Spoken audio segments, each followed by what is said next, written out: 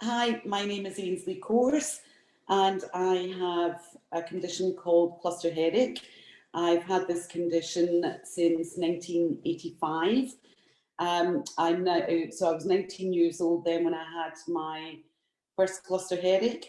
I'm here to represent the patient community and also an organisation where I sit on the board of directors called Cluster Busters, and we're a very proud campaign partner with the Conservative Drug Policy Reform Group. So why do we want and need psilocybin to be rescheduled?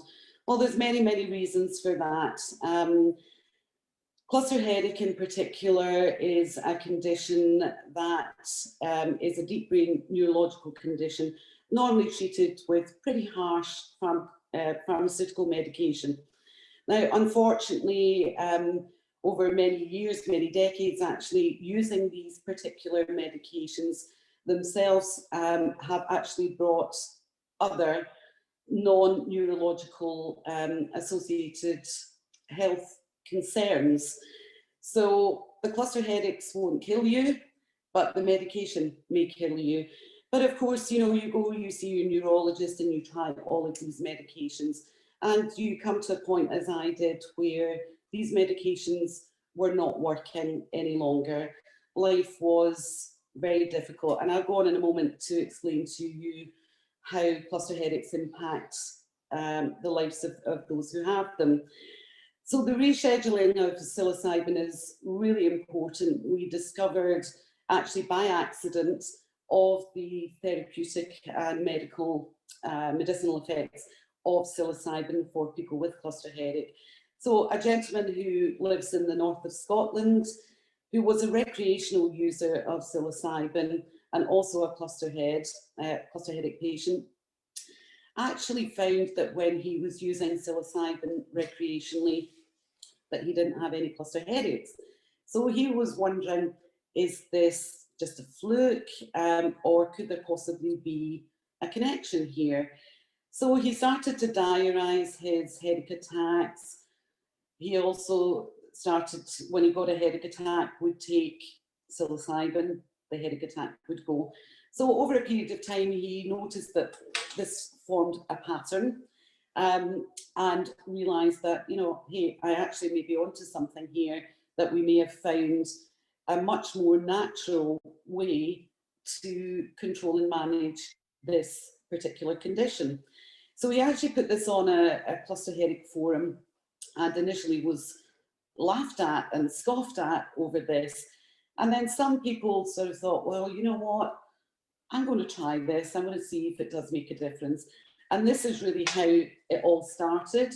So, you know, word gets around, and obviously now that we have the social media platforms to be able to highlight new treatments or new things to try. So he gathered quite a following, and it just all kind of snowballed from there, which is fantastic. Definitely, I can see personally that using psilocybin to control and manage my cluster headache has been by far the most successful treatment I've ever used.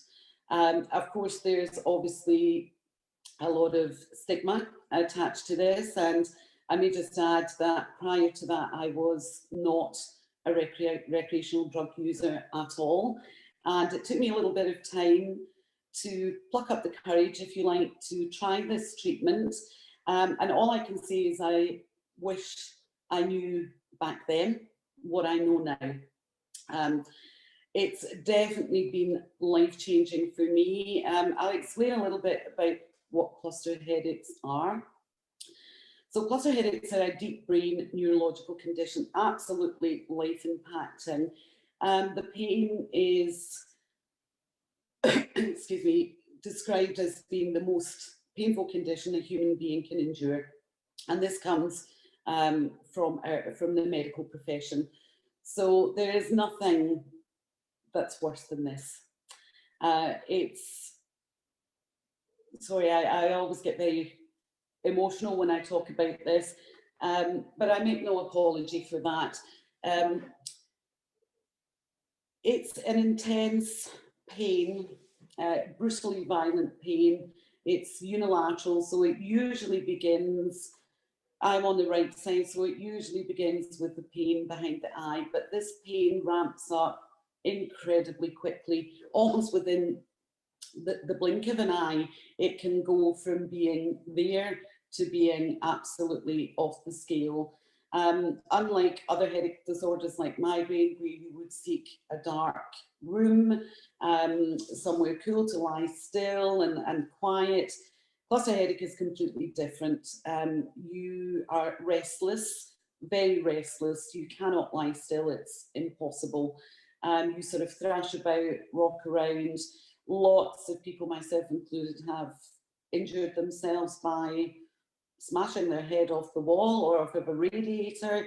It also is nicknamed suicide headaches.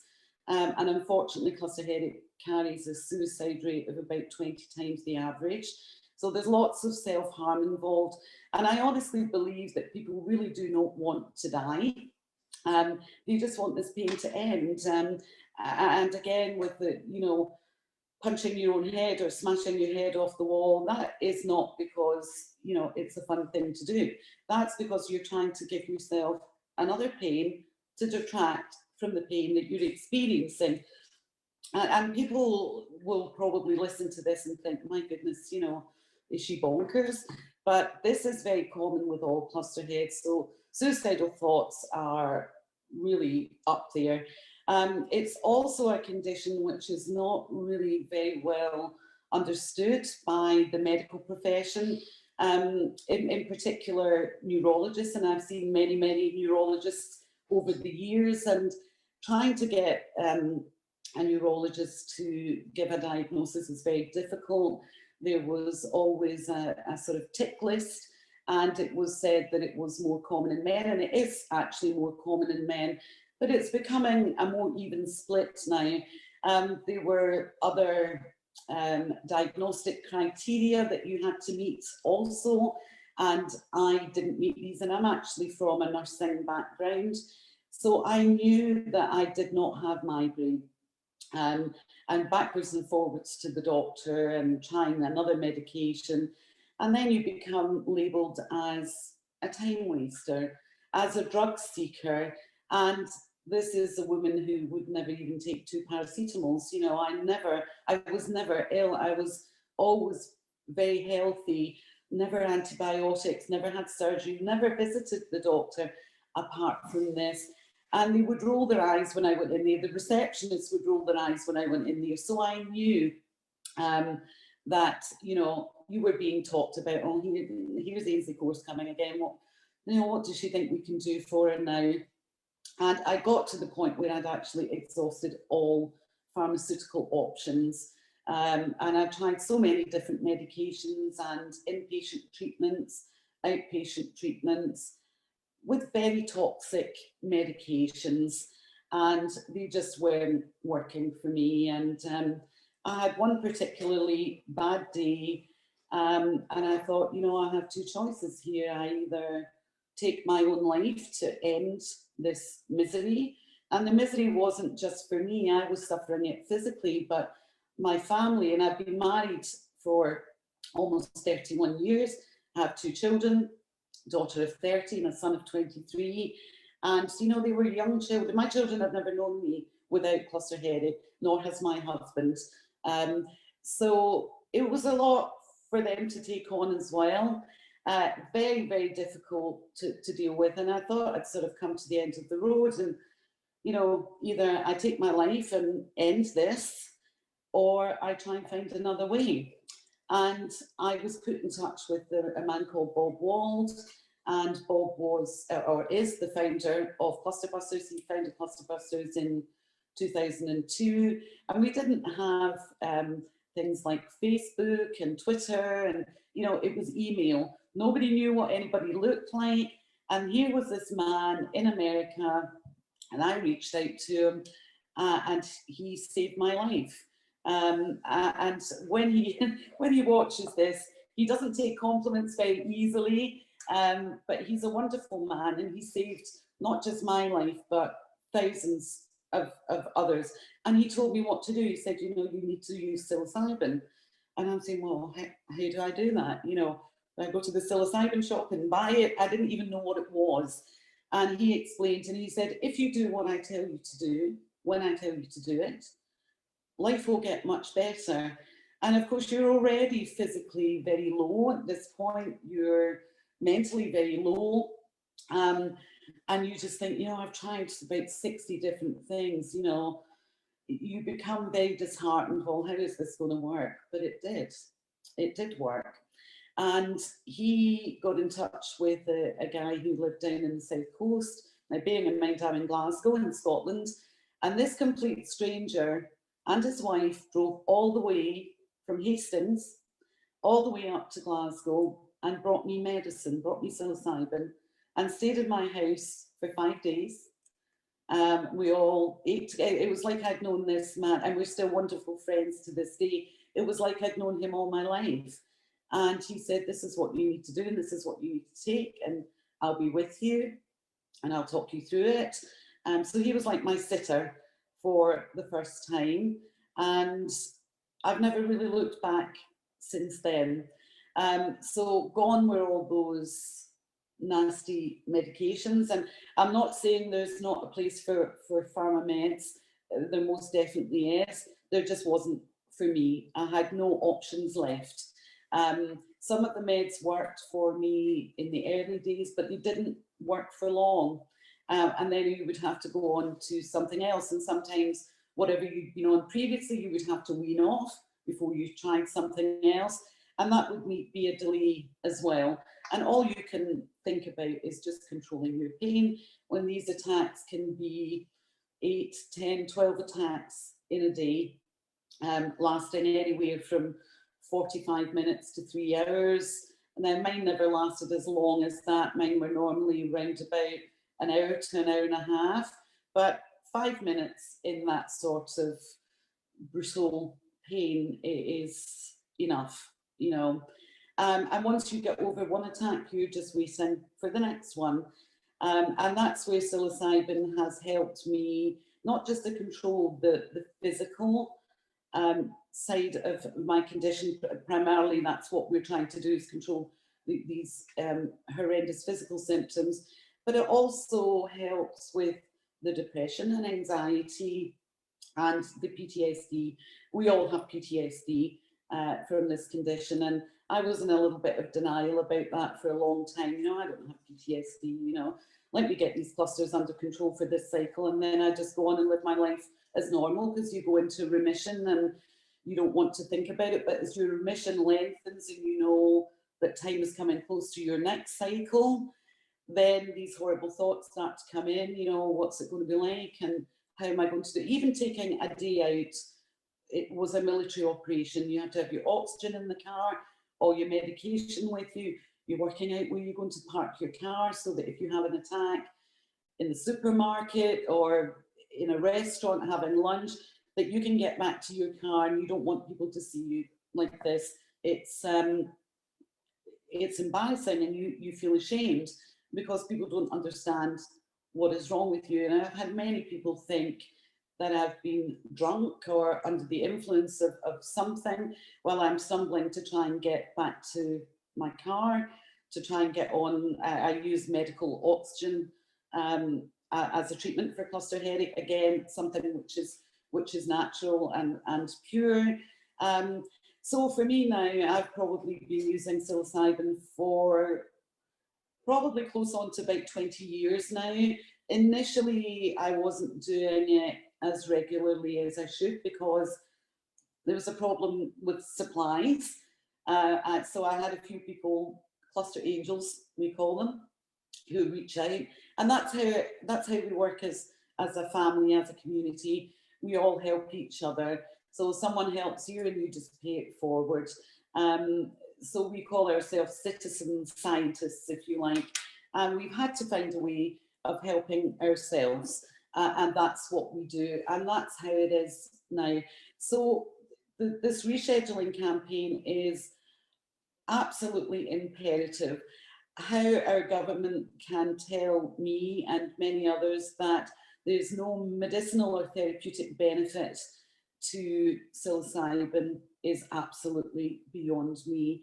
I just cannot comprehend who these people are, what they're reading, where they're getting their information. I would be happy to speak with them one-to-one anytime and explain. I'd be happy to show them videos of people in an attack. This is why we do it, not because we're criminals, you know, not because we're recreational drug users. 95% of us are not or have never been recreational drug users. The fact that we have to go underground to do this, we have to break the law to stay alive is awful.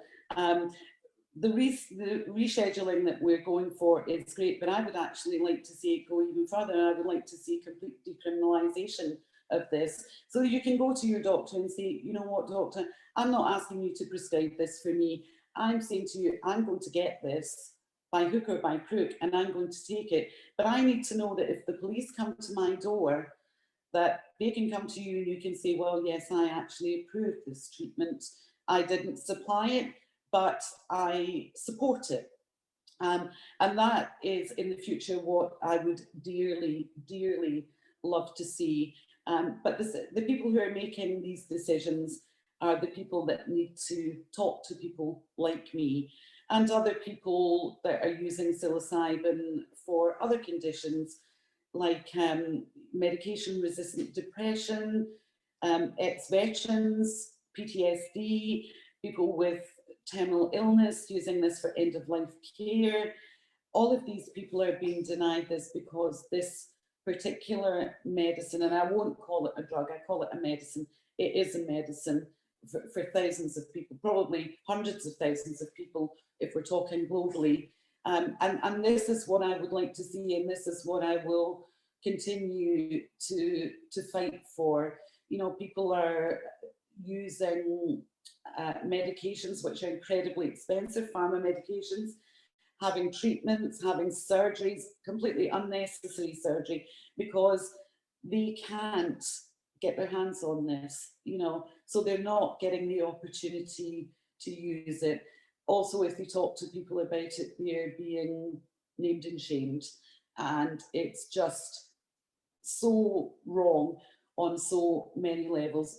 We don't want to take this so that we can all sit round in a circle, smoking a joint and, you know, tripping. That's not what it's about. The levels of psilocybin that we use are sub-hallucinogenic. So you feel something. So it feels like you've maybe had an extra couple of beers at the pub. You know, colours are lovely, more vibrant. Music sounds great, but you know, we're not off to Mars to meet the aliens. It's nothing is morphing out of your walls. And this is what people think, you know, oh, you're using a mind-altering drug, medicine. So you must be seeing things and you must like this. And most people actually are not particularly fond of the experience that they get, but it is a medicine, it's a treatment, and you do it and it makes you better, and it's a small price to pay. So please, our British government, do sit up, listen to people like me, like all the other people out there that are using this treatment and having to go underground to do it. You know, let's move this forward a little bit. We can't have this scheduled on the same level as things like, you know, I don't know, methamphetamine, heroin, cocaine, crack cocaine, all of these things, which are habit forming. Psilocybin is not harmful and it's not addictive, you know, and it has massive, massive amounts of therapeutic and medicinal properties in it. We've proven that, you know, in Imperial College have done a huge trial and they've proven that, you know, that their statistics are amazing. It's turned their lives around for so many people, you know, and why would they deny that to us under the guise of, well, you know what, it could involve criminal activity. I know people that deal prescription drugs that the doctor gives and they sell it, and that's criminal activity. But that's their business. If that's what they want to do, that's fine. But for us, this is purely medicinal. This is medicine, and things have to change.